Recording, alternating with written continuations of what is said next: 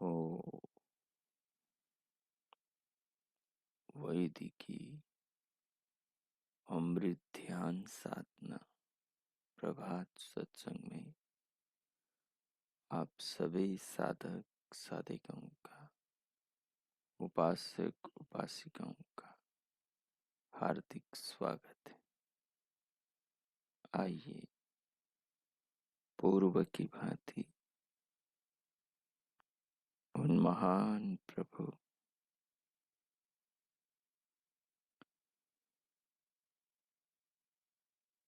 सर्वरक्षक पिता सच्चिदानंद परमेश्वर के अनंत गुणों का गान करते हुए उन महान प्रभु को उनकी कृपाओं के द्वारा स्मरण करते हुए उनकी कृपाओं को जीवन और जगत में, संसार और शरीर में साक्षात अनुभव करते हुए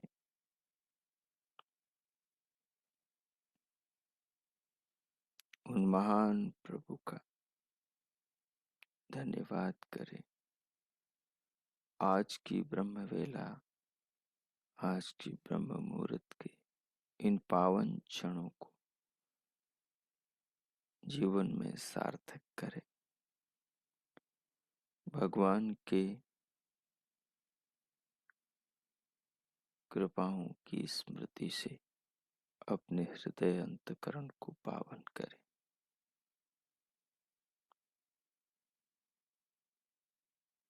जितना मनुष्य का मस्तिष्क भगवान के भावों में तदाकार होता है, जितना मनुष्य का आत्मा, उसका चित्त, उसका अंतकरण भगवान के भावों से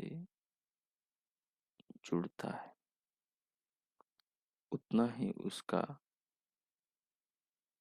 आध्यात्मिकीकरण, उसका अंतकरण, उसका हृदय पावन होता चला जाता है। जितना भी जीवन में, जगत में अच्छा है, श्रेष्ठ है, उत्तम है, उस सब का आदिमूल परमात्मा ही तो है।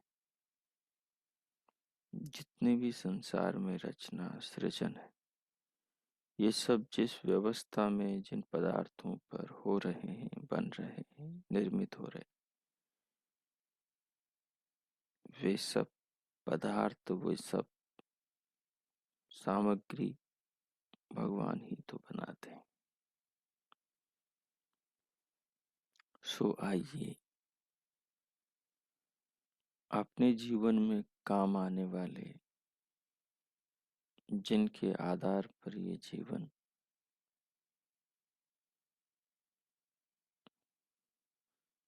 दीर्घ काल तक बना रहता है, उन समस्त खाद्य पेय वस्तुओं को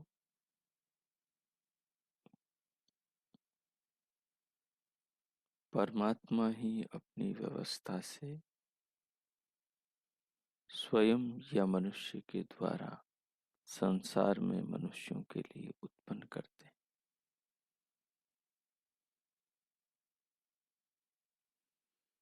भगवान की इन महान महिमाओं को जीवन में, उनकी कृपाओं को, उनके ऐश्वर्य को, उनकी करुणाओं को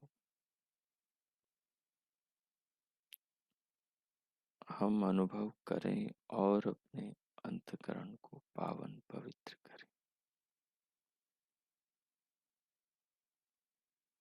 बाहर से भीतर आने वाली श्वास को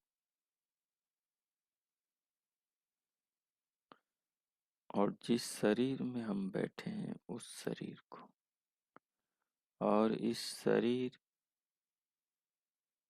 के धारक तत्वों को, जिन पर ये शरीर निर्भर है, टिका रहता है, उस जल को, अन्न को, फलों को, औषधियों को, सबको अपने ध्यान में लाएं और ये देखें कि इन सब का पूर्णतः बनाने वाला कौन है। बाहर से भीतर आने वाले प्राणों का, जिस शरीर में बैठे हैं इस शरीर का, शरीर के भीतर की पदार्थों का, अंग प्रत्यंगों का, और जिन खाद्य पेय पदार्थों पर अपना शरीर टिकता है उन सारे खाद्य पेय पदार्थों का कौन है आधार, कौन है निर्माता, कौन है रचयिता।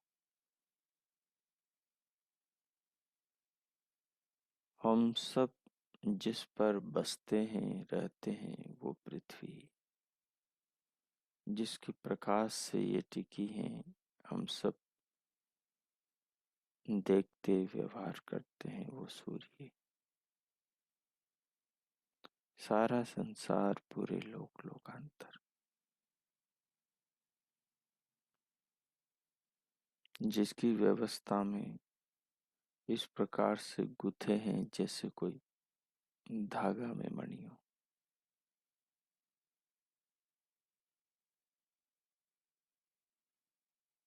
सो इन बातों के भाव पर अपने आप को केंद्रित करें और ध्यानस्थ हो जाएं। जिस आलती पालती में बैठे हैं, कमर, पीठ और गर्दन को सीधा कर लें, सहज रखें, नेत्रों को बंद और हथेलियों को गोद में रख लें। तदुपरांत धीरे धीरे बाहर से भीतर श्वास प्राण को लें, लेते हुए उसे अनुभव करें।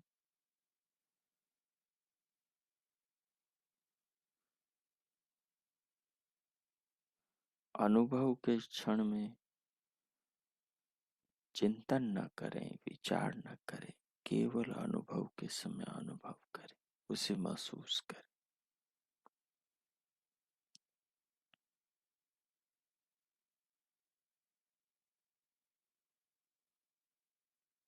श्वास को लेते समय धीरे धीरे उसे अनुभव करते हुए लेते समय सिर से पांव तक शरीर को भी अनुभव करें।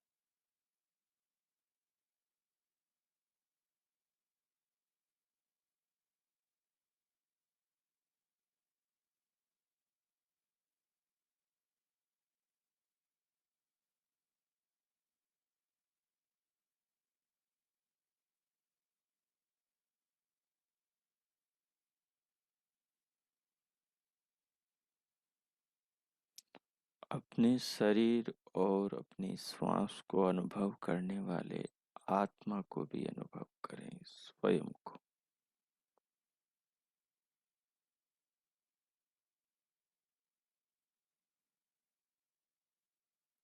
अब शरीर के दोनों कानों के आकाश में मन को ले जाए।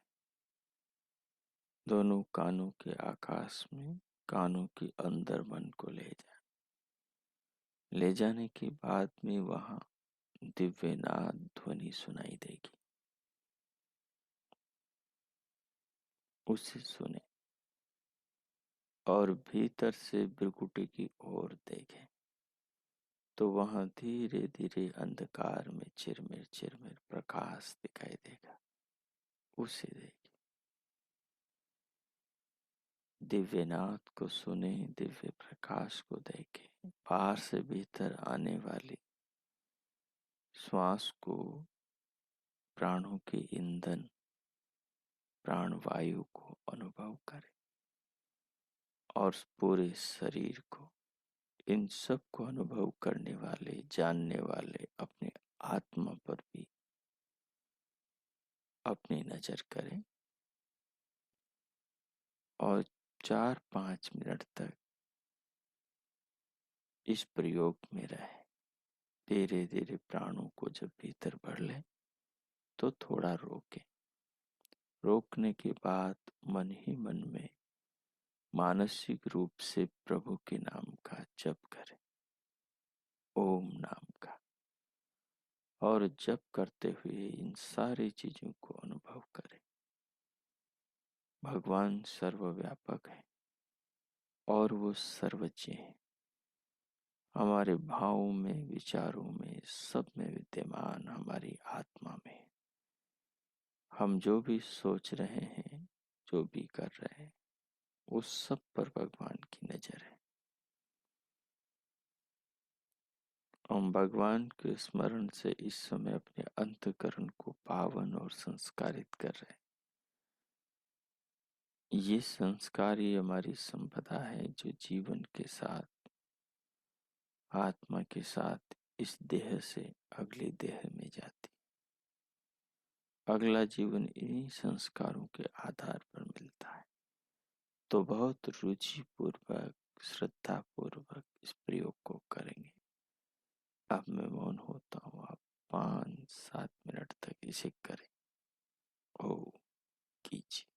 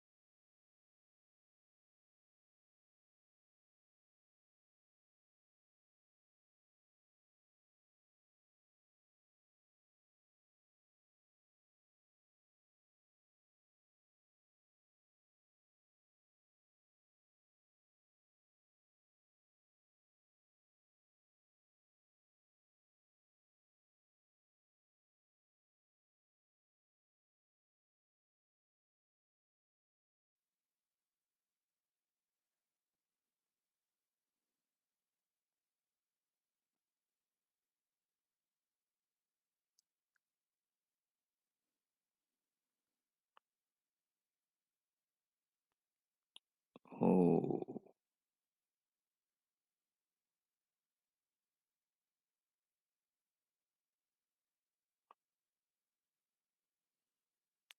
ओ इस प्रकार उन महान प्रभु भगवान सच्चिदानंद परमेश्वर के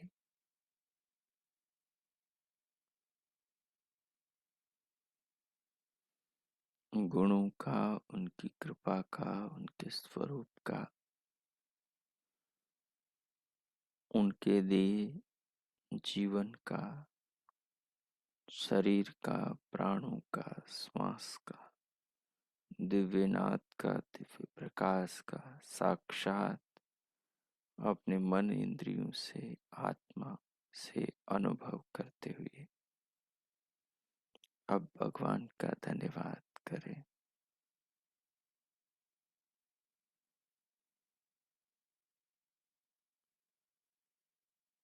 जिनसे हमें ये महान मनुष्य का जीवन मिला, शरीर मिला, जिस शरीर को पाकर हम श्रेष्ठ उत्तम कर्म कर सकते हैं और अपने जीवन को सफल बना सकते हैं।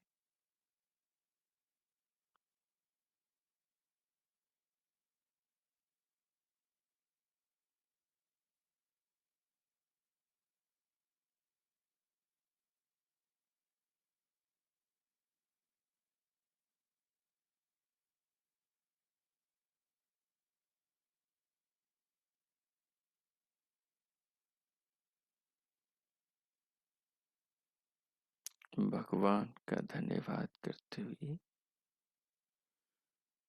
संपूर्ण जीवन को उनकी कृपा स्वरूप समझते अनुभव करते हुए अब धीरे धीरे भीतर से बाहर, ध्यान से बाहर, चिंतन से बाहर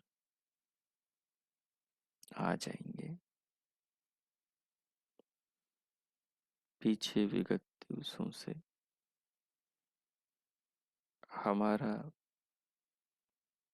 महर्षि श्वेताश्वतर मुनि का श्वेताश्वर उपनिषद चल रहा है। उसमें जो इस ब्रह्मांड का विज्ञान है, रहस्य है, उस रहस्य को, उस विज्ञान को, ब्रह्मांड के स्वरूप को महर्षि श्वेताश्वतर मुनि ने जो जीवन में शास्त्रों के द्वारा जिया, समझा, अनुभव किया, इस विशाल विश्व में उस तत्व को हम समझ रहे हैं, जान रहे हैं।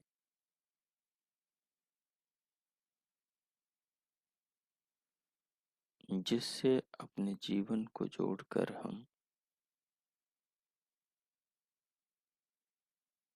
जीवन में जो व्याप्त भय है,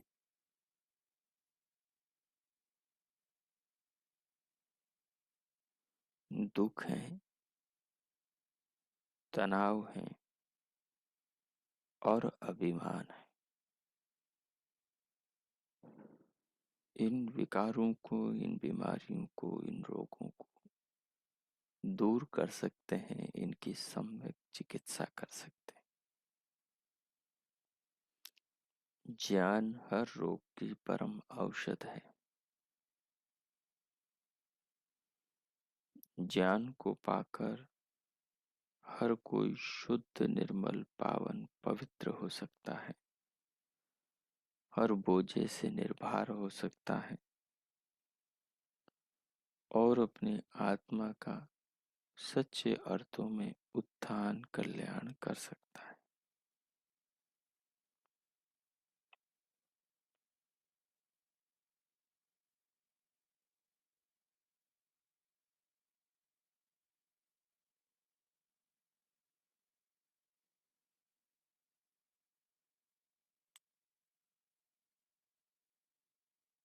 सो आइए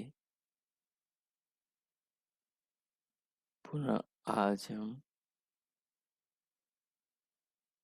उन्हीं दो श्लोकों को आधार बनाकर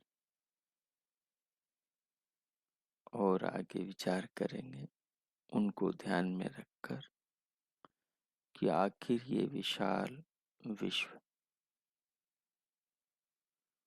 को रचने वाला कौन है।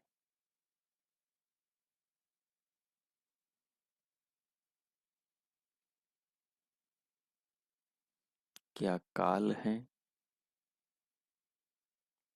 स्वभाव है, नियति या दृच्छा है, या भूतों की योनि अथवा पुरुष, आत्मा या परमात्मा है। आखिर कौन है इस विशाल विश्व को रचने वाला, बनाने वाला। अब भीतर से बाहर आए और स्क्रीन पर देखें।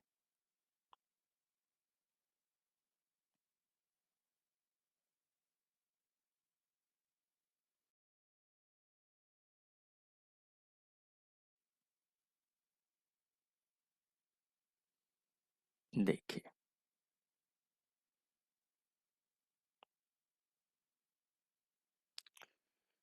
पीछे से हमने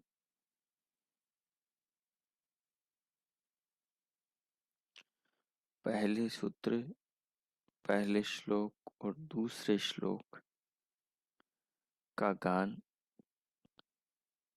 करते हुए इनको गाने के लय को सीखा था। आज भी एक दो बार इनका उच्चारण करेंगे और फिर आगे का पाठ करेंगे। इनका उच्चारण और इनका अर्थ, ये दोनों बातें विशेष रूप से आपके ध्यान में रहेंगी तो प्रसंग जुड़ता चला जाएगा। तो एक दो बार दोनों को गाएंगे और फिर अगला पाठ देखेंगे। किं कारणं ब्रह्म कुतस्म जाता, जीवां केन क्वच संप्रतिष्ठा,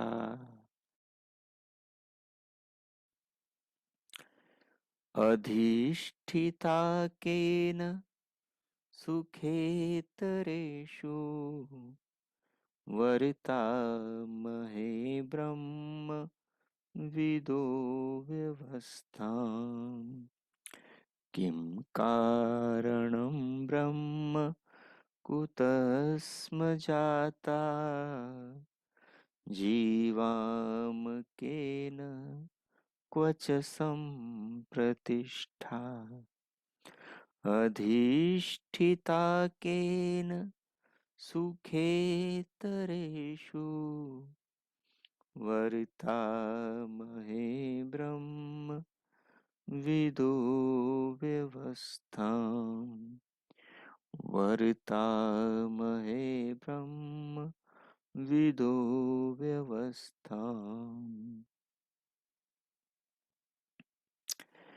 कालः स्वभावो नियतिर्यदृच्छा, भूतानि योनिः पुरुष इति चिन्त्यम्। संयोग येषां न तु आत्मभावात्, आत्मापि सुख दुःख हेतुः। कालः स्वभावो नियतिर्यदृच्छा, भूतानि योनिः पुरुष इति चिन्त्यम्। संयोग ऐसा न तु आत्मभावात् आत्माप्यनीशः सुख दुःख हेतु आत्माप्यनीशः सुख दुःख हेतु। ओ, अब देखिए, पीछे हमने काल पर विचार किया था कि काल जगत रचना का कारण नहीं है। काल ने जगत को रचा नहीं है। न तो काल उपादान कारण है और न ही काल मुख्य निमित्त कारण है।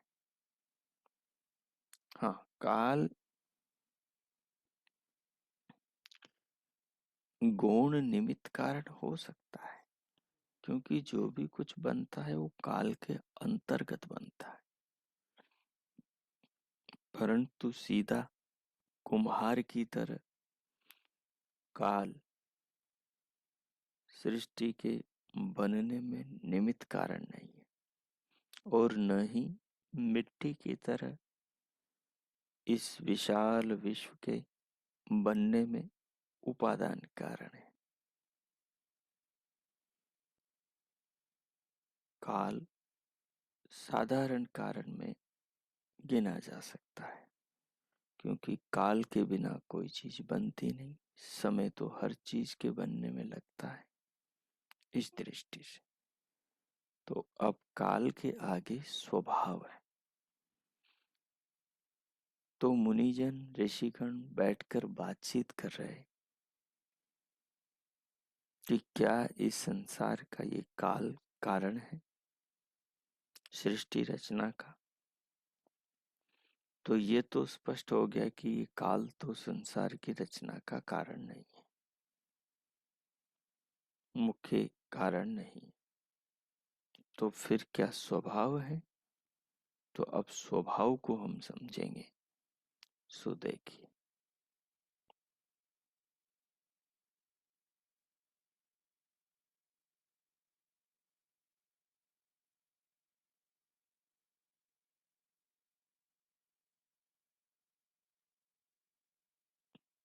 हम्म स्वभाव। स्वभाव, क्या स्वभाव सृष्टि रचना का मुख्य कारण है। देखिए, यहाँ गौण कारण की बात नहीं कर रहे, मुख्य कारण को लेकर शुरू से चल रहे हैं। सबसे पहले पहले जो श्लोक में कहा था, किम कारणम ब्रह्म कुतस्म जाता, क्या इस संसार का ब्रह्म कारण है सृष्टि रचना का। तो यहाँ उनका उत्तर दिया जा रहा है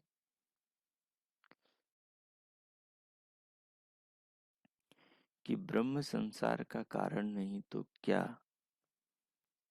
काल कारण है। तो काल का निर्णय हो गया कि काल संसार की रचना का कारण नहीं है। दूसरा विषय है स्वभाव। तो क्या स्वभाव संसार की रचना का कारण है। तो देखिए, अब स्वभाव क्या चीज है इस बारे में समझेंगे। करें हैं नहीं, स्वभाव भी सृष्टि रचना का मुख्य कारण नहीं। स्वभाव क्या है। जैसे अग्नि संतप्त, दाहक और प्रज्वलनशील है, ये अग्नि का स्वभाव है। अग्नि का स्वभाव संतप्त है यानी उष्ण है, दाहकता है, जलाती है, और प्रज्वलनशील है। अग्नि जलने वाली है, उष्ण है, ऊपर उठने वाली है, ये अग्नि के स्वभाव है। इसी प्रकार से जल का भी स्वभाव है शीतलता, स्निग्धता, चिकनापन और द्रवत्व, यानी उसमें बहने वाला गुण है। तो ये जल का स्वभाव है शीतल होना, चिकना होना और बहना। इसी प्रकार वायु का स्वभाव है गतिशील होना, निरंतर चलते बहते रहना, टेढ़े मेढ़े। सूक्ष्म और स्पर्शवान भी वायु का स्वभाव है कि वायु सूक्ष्म है, दिखाई नहीं देता और स्पर्शवान है।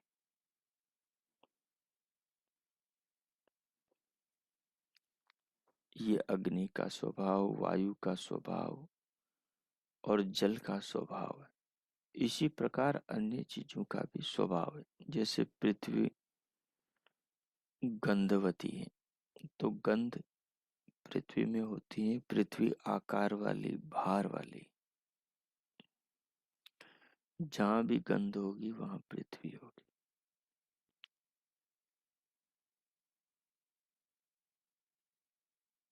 आकाश व्यापक है, निराकार और शब्द गुण वाला है। जहां भी आकाश होगा वहां शब्द उत्पन्न हो सकता है, जहां आकाश नहीं होगा वहां शब्द उत्पन्न नहीं होगा।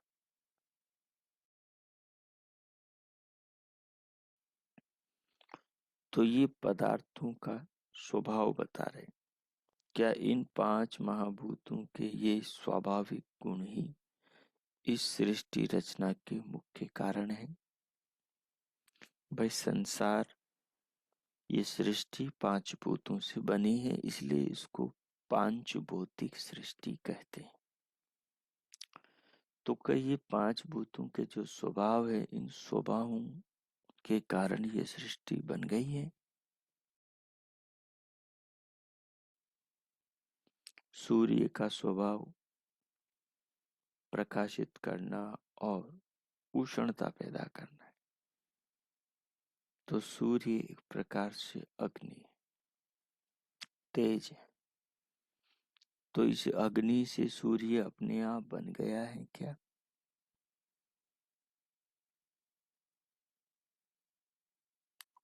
ये जल से अपने आप सागर, नदियां, ये सब बन गए हैं, बादल, वर्षा।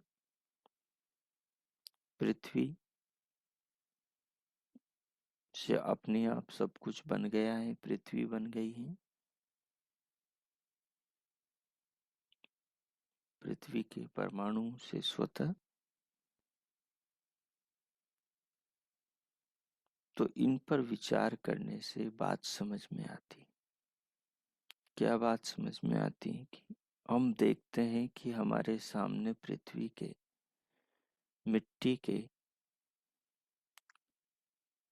गमले पड़े हुए हैं, ढेले पड़े हुए हैं, मिट्टी की दीवार खड़ी हुई है, लेकिन हम उसे 20-50 सालों से देख रहे हैं। वो जहां की तहां ज्यों की त्यों है, उसमें कोई बदलाव नहीं आ रहा। तो इससे एक बात स्पष्ट होती है कि पृथ्वी से खुद तो कुछ नहीं बन सकता, क्योंकि पृथ्वी खुद कुछ भी नहीं बना सकती। इसके पीछे कारण क्या है? इसके पीछे कारण है कि मनुष्य का शरीर भी पार्थिव है, लेकिन मनुष्य के शरीर से बहुत सारी चीजें बनती हैं।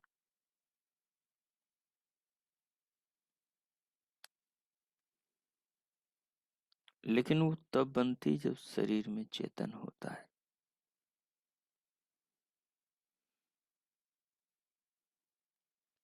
लेकिन पृथ्वी में मनुष्य के शरीर में जैसे चेतना है, वैसे पृथ्वी में चेतना नहीं होती। तो मिट्टी के एक पाव भरे ढेले की आकार में, आकृति में, भार में कुछ तो परिवर्तन आया होता 10 सालों में, लेकिन नहीं, वो चीज वैसी की वैसी है।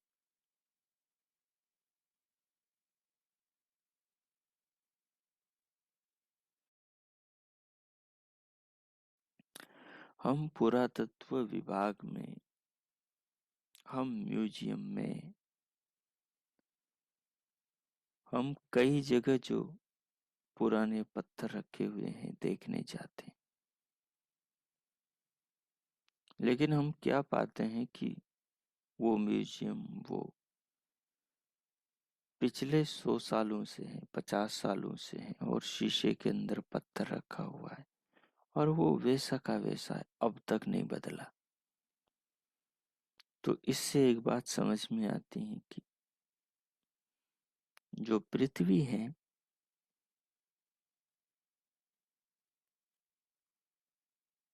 वो अपने स्वभाव से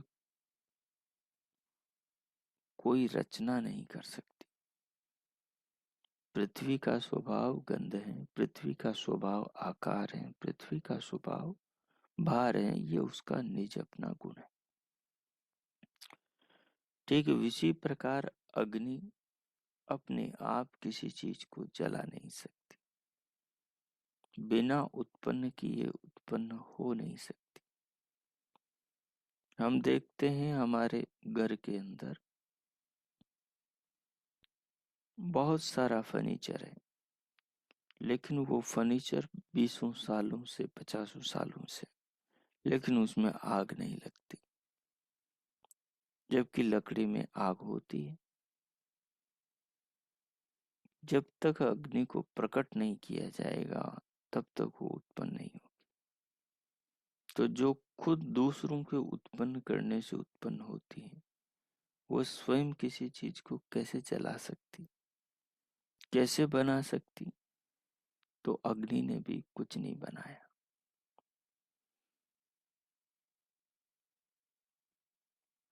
जल भी स्वतः कुछ नहीं कर सकता,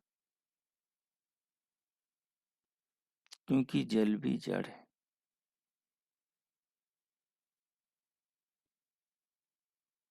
अगर जल को एक कटोरे में रख दिया जाए कई महीनों तक, फ्रिज में रख दो, तो उसका बर्फ बनेगा और वो सदा बना रहेगा, कोई उसके अंदर परिवर्तन नहीं होगा। लेकिन जैसे ही निकालते ही वो वैसे ही पानी बन जाएगा। ये तो जल में होगा, लेकिन जल से बनने वाली चीजें, उन चीजों को जल अपने आप नहीं बना सकता।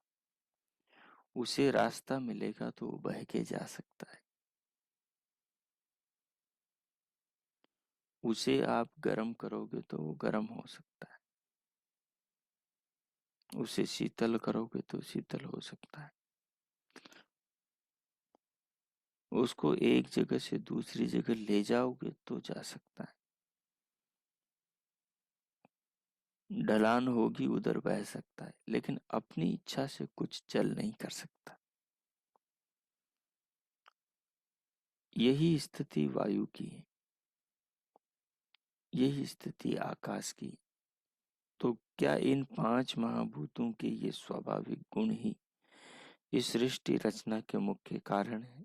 नहीं, ऐसा होना संभव नहीं है।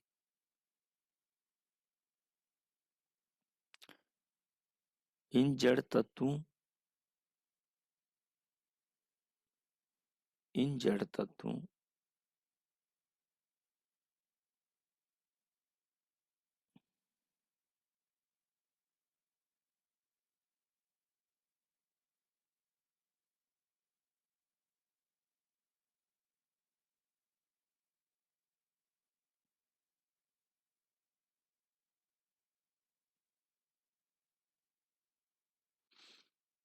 इन जड़ तत्वों और इनके स्वाभाविक गुणों का बुद्धिपूर्वक एवं यथा योग्य उपयोग करने वाला तो कोई और ही है।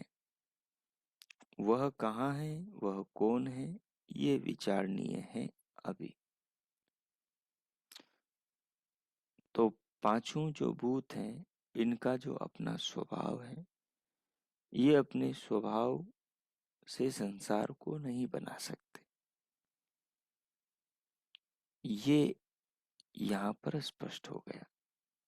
तो काल से भी सृष्टि रचना नहीं हुई, काल भी सृष्टि रचना का कारण नहीं है, स्वभाव भी सृष्टि रचना का कारण नहीं है। जो पदार्थों में स्वभाव है वो स्वभाव जगत की रचना का कारण नहीं है, क्योंकि जल, अग्नि, वायु, आकाश, इन पांचों चीजों के योग से ही कोई भी बीज अंकुरित होता है।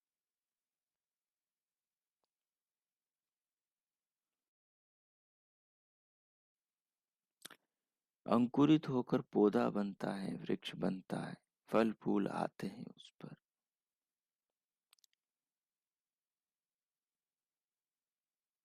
लेकिन ये तब होता है जब कोई इनको मिलाने वाला हो, इनको जोड़ने वाला हो, इनको व्यवस्थित एक दूसरे के साथ संबद्ध करने वाला हो, इनका उपयोग लेने वाला हो। ये स्वतः ये स्वतः किसी वस्तु के निर्माण में इकट्ठे नहीं हो जाते। तो इसलिए ये दोनों, काल और स्वभाव, सृष्टि रचना का कारण नहीं है। अब इसके आगे है नियति। नियति क्या वस्तु है?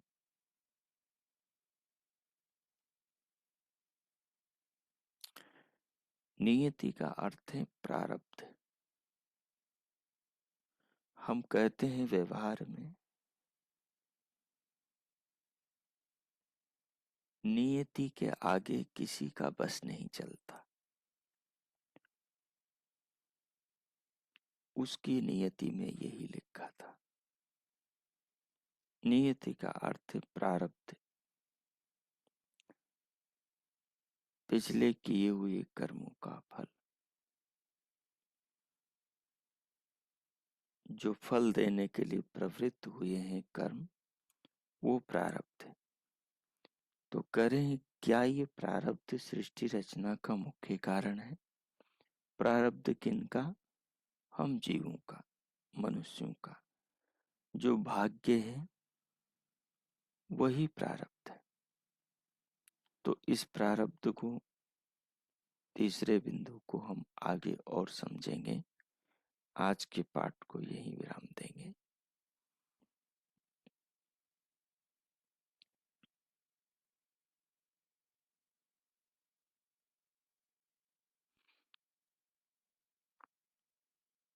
अब 2 मिनट मौन होंगे और आत्मचिंतन करेंगे, भगवान का धन्यवाद करेंगे।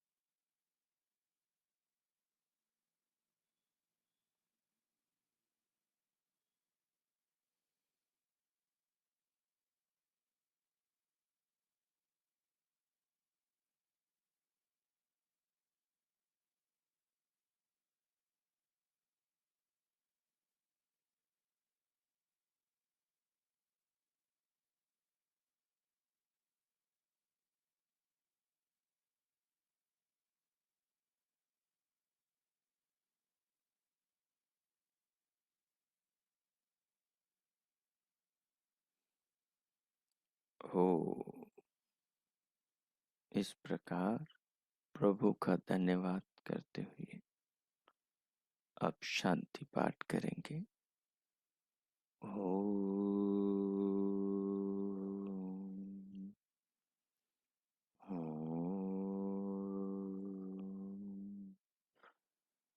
ओम शांति शांति शांति। ओम। ओ, आज का आप सबका दिन शुभ हो, मंगलमय हो। प्रभु से सबके लिए बहुत बहुत शुभकामनाएं, मंगल कामनाएं। भगवान के ज्ञान को, ऋषियों के ज्ञान को पाकर हम अपने जीवन का श्रेष्ठ उत्तम निर्माण करें। उससे स्वयं को, परिवार, समाज और राष्ट्र को उन्नत करें और अपने जीवन का कल्याण, अपनी आत्मा का उत्थान और अपने जीवन को सफल बनाए। बहुत बहुत शुभकामनाएं। इति ओम।